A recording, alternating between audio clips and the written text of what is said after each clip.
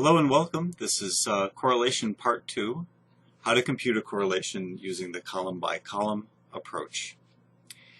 And we're going to begin with the conceptual equation for correlation, and that is that R, the correlation coefficient, equals the sum of the cross products of the z-scores on test X and the z-scores on test Y over n. And if that sounds a little mysterious, well, I'll make it clearer with some examples as we go along. But R, as I say, is the correlation. Zx are the z-scores on test X, and Zy are the z-scores on test Y. N is the number of paired observations. I'm going to go through a series of steps that are going to include showing you the scored test data, which has already been recorded. Then we'll convert the scores to z-scores, pair the z-scores, multiply each pair of z-scores together, add up the products, and divide by n. Let's start with the recorded data. Here it is. We've got in the column I is the index value. We've got 5 people, numbered 1 through 5, and their scores on test X and test Y. So for example, person 3 got a 10 on test X and a 10 on test Y. Person 1 got a score of 7 on test X and a 9 on test Y. So here we're going to begin by calculating z-scores for each test, and we'll start with test X.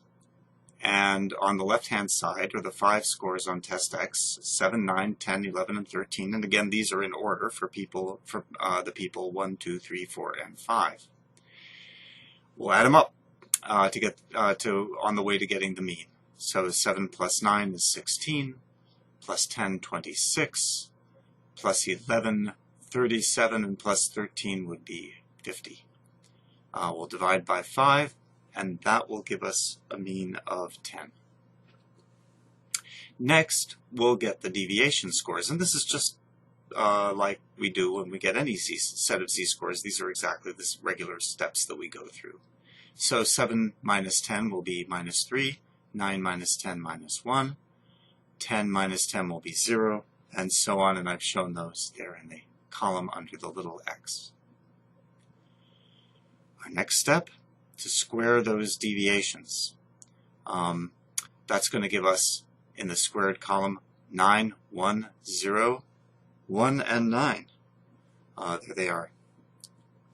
Now, the next step, we're going to get the variance of this set of scores, of these 5 scores. So to get the variance, the first thing we're going to do is to sum those squared values. And they sum, let's see, we've got 10 on the top, 10 on the bottom, so they're going to sum to 20. And then we're going to take that 20 and we're going to divide it by the n, and that will give us a variance of 4. 20 divided by 5 is 4.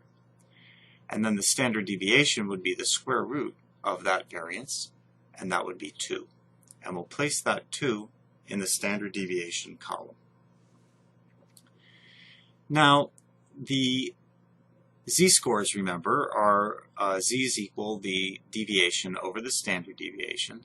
So that would be, for the first person, negative 3 divided by 2, or negative 1.5.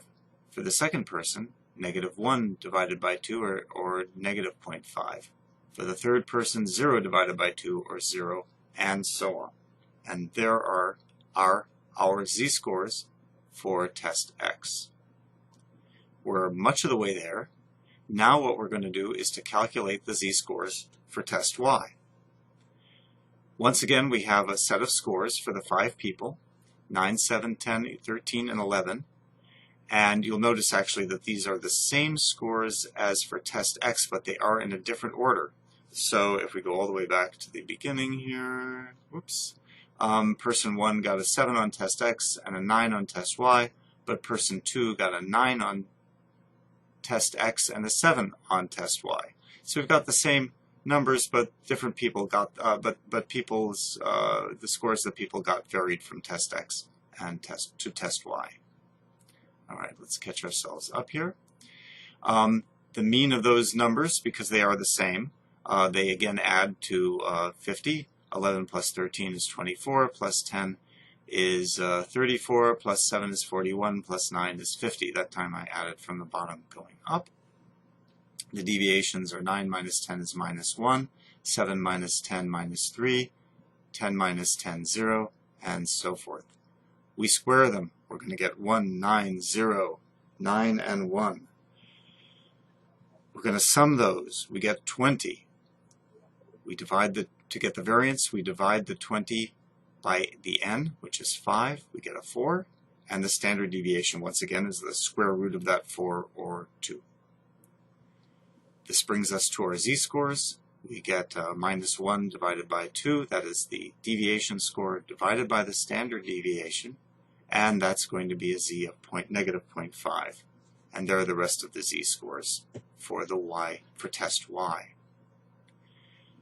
Now what we're going to do is to pair up the scores that the people got on test y with the scores that people got on test x. And I'm showing you that here. So here are the z-scores for the people on test x and the z-scores for the people on test y. So person 1, for example, got a z-score of negative 1.5 on test x and a z-score of negative 0.5 on test y. Person 3 got a 0 on both tests. Person 5 got a 1.5 on test x and a 0.5 on test y. This is going to bring us to the cross products. We're now going to multiply the x scores times the y scores on a row by row, that is person by person basis.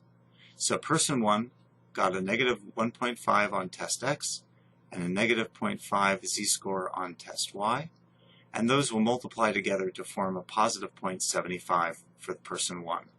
Person 2, see that will also have a positive 0.75. Person 3 will have a 0, and then the last two are also 0.75s. Next, now we're ready to calculate the correlation coefficient itself.